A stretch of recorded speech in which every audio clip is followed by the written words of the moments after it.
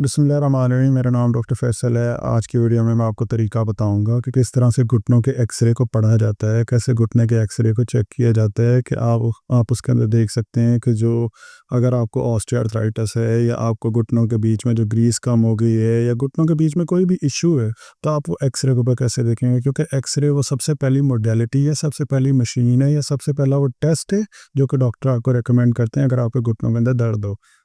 इस वीडियो को आपने एंड तक देखना है। इस चैनल पे नए, इस चैनल को सब्सक्राइब कर लें। हम स्टार्ट करते हैं अपने एक्सरे को अंडरस्टैंड करना। बेसिकली होता ये है कि आपके घुटनों के बीच में मोस्टली जब भी मूवमेंट होती है तो बीच में जो कार्टिलेज होती है घिस जाती है, उम्र के साथ साथ ये घिसती है, जिसकी वजह से आपके घुटनों में दर्दें होती हैं। इसको नी ऑस्टियोआर्थराइटिस कहते हैं और इसको आप एक्सरे के ऊपर किस तरह से देखेंगे अभी हम समझते हैं।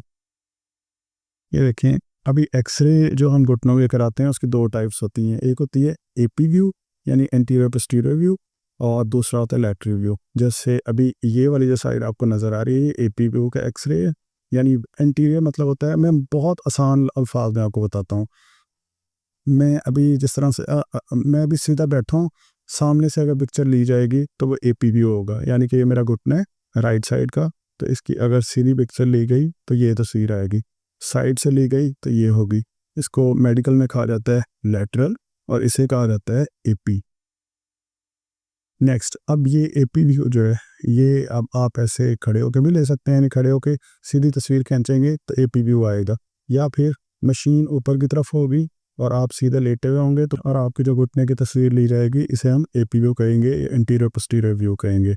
तो इस तरह का व्यू आएगा आपके एक्सरे। अब आपने उठा कर देखना है कि आपके पास जो एक्सरे है वो एपी व्यू है या लैटरल व्यू। अभी मैं बताता हूँ इसके अंदर चीज़ें किस तरह से देखनी है। लैटरल व्यू होता है जिसके अंदर आपके घुटने की साइड के ऊपर से, यानी कि अभी मैं बैठा हूँ, साइड को मशीन लगी हो और वो आपकी साइड से तस्वीर ले ले, या फिर आपके घुटने को आपको सीधा लिटा के, अगर कोई इस तरह का मरीज़ हो जो खड़ा हो ही नहीं सकता है, तो उसको लिटा के टांग को इस तरह से थोड़ा सा मोड़ लिया जाता है, मशीन ऊपर की तरफ होती है और वहाँ से शुआएं आती हैं, तो ये तस्वीर आती है। ठीक है, अब इसमें कौन कौन सी चीज़ें होती हैं, क्या क्या नज़र आता है, वो सब कुछ मैं आपको बताता हूँ अभी। और एक होता है सनराइज व्यू। सनराइज व्यू होता है कि जिसमें ये चपनी वाली बोन है आगे वाली, इसके अंदर वाला हिस्सा देखा जाता है, इसके नीचे वाला हिस्सा देखा जाता है।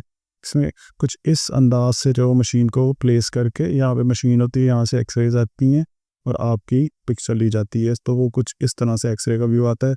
नॉर्मली आम रूटीन में सिर्फ ये दो व्यू ही यूज़ किए जाते हैं, एपी व्यू और लैटरल व्यू। अब जो इसके अंदर क्वेश्चन आता है कि ये जो हम देखेंगे किस तरह से, अभी मैं आपको देखने का तरीका सिखाता हूँ। देखें, ये है एपी व्यू। एपी व्यू के अंदर ये जो आपको यहाँ पे नज़र आ रही है ना, ये इसे कहते हैं हम पटेला, इसे हम पंजाबी में आम ज़बान में हम कहते हैं चपनी, ये चपनी वाली हड्डी।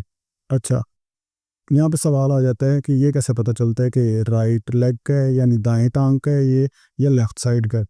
तो ये वाली जो हड्डी आपको नज़र आ रही है इसे कहते हैं फिबुला।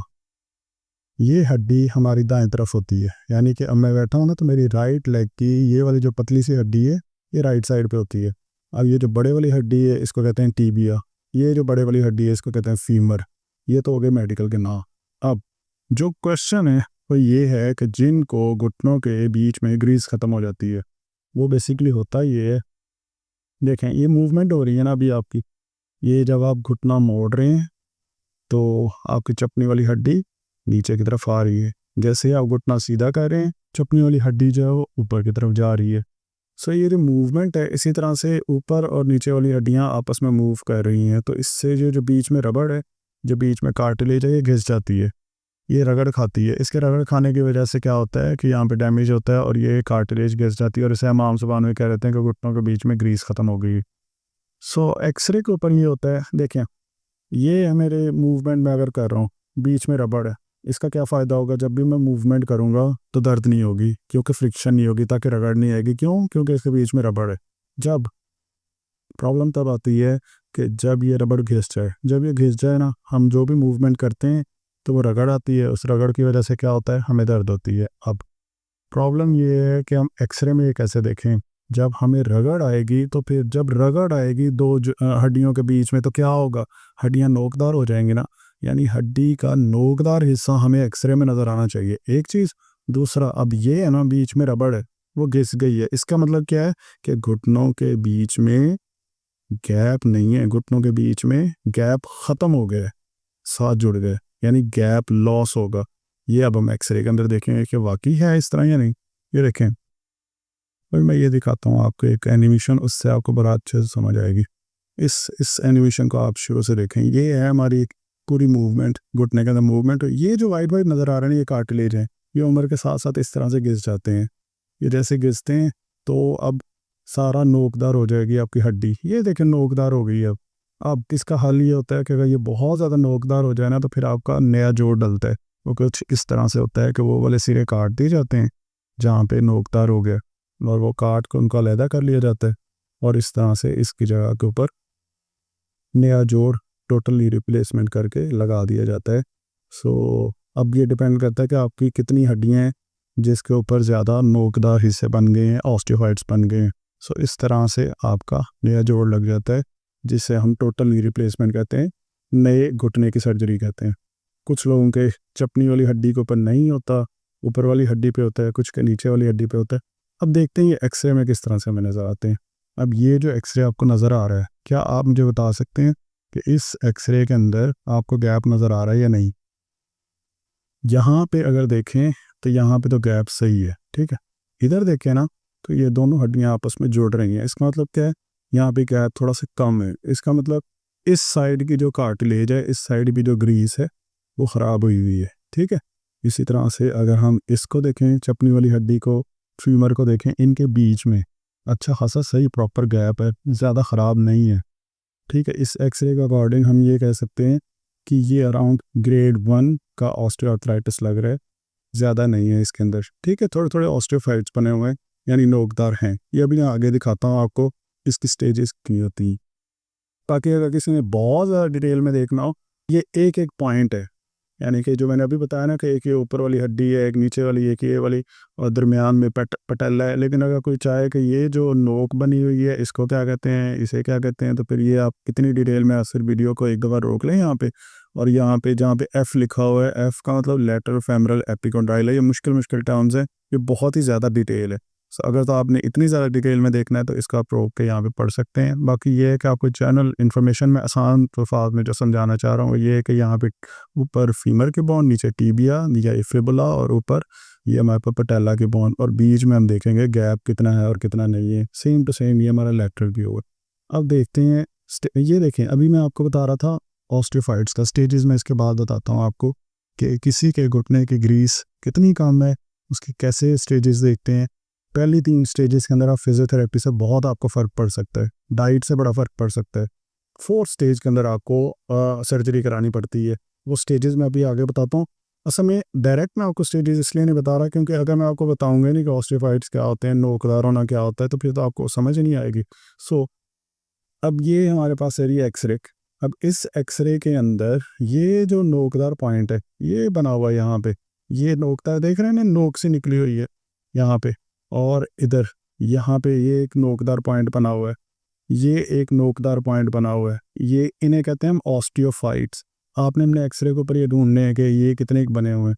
ये इधर थोड़ी सी टीबियल स्पाइकिंग है, यानी कि हमारी इसको टीबिया कहते हैं। ये थोड़ा सा सूजा हुआ है यहाँ पे, ये भी थोड़ा सा ऊपर की तरफ बढ़ा हुआ है, ये ऊपर की तरफ बढ़ा हुआ है। सो बीच में गैप भी कम हुआ है। इस तरह से हम देखते हैं हम अपने घुटनों के एक्सरे को कि कितने एक ऑस्टियोफाइट्स बन गए। जितने ज़्यादा होंगे उतना बड़ी आपकी स्टेज होगी, नैरोइंग हो जाएगी, ठीक है। अब ये है जी स्टेजेस। सो स्टेजेस, अब ये अभी आपको जो एक्सरे नज़र आ रहा है ये नॉर्मल एक्सरे है, ठीक है, हमारे जो घुटनों का नॉर्मल एक्सरे होता है। अब यहाँ पे हल्की हल्की सी यहाँ पे ऑस्टियोफाइट्स बने हुए हैं, बिल्कुल थोड़े से बनते हैं जो स्टेज 1 के अंदर होते हैं, ना होने के बराबर इसके अंदर ऑस्टियोफाइट्स बनते हैं। जो स्टेज 2 होता है इसमें आपको एक साइड के ऊपर ज़्यादा ऑस्टियोफाइट्स नज़र आते हैं, इसीलिए जब चलते हैं हमारी वॉक भी ख़राब हो जाती है स्टेज 2 के अंदर आते आते। स्टेज 3 के अंदर आप देखें आपको ज़्यादा यहाँ पे ऑस्टियोफाइट्स नज़र आ रहे हैं, ये नोकदार नज़र आ रहे हैं सारे हिस्से जो, ठीक है। यहाँ पे नीचे जो टीबिया है ये बहुत ज़्यादा नज़र आ रही है इस तरह से। अब अगर स्टेज 4 देखें, ना तो घुटनों के बीच में कोई गैप है, यानी घुटनों के बीच में गैप ख़त्म हो गया। मेरे क्लिनिक पे अक्सर लोग कॉल करते हैं या मुझे बताते हैं तो कि हमारे घुटनों के बीच में गैप आ गया। घुटनों के बीच में गैप आता नहीं है, घुटनों के बीच में से गैप ख़त्म होता है, तब ज़्यादा प्रॉब्लम आती है। सो यहाँ अगर ग्रेड 4 के अंदर देखें तो बीच में तो ग्रीस या कार्टिलेज तो है ही नहीं, ख़त्म हुआ हुआ है। जिसकी वजह से अब क्या होगा कि जो भी मूवमेंट होगी उस मूवमेंट के अंदर हमें पेन होगी। कुछ इस तरह के हालात हुए हुए हैं उस एक्सरे के अकॉर्डिंग।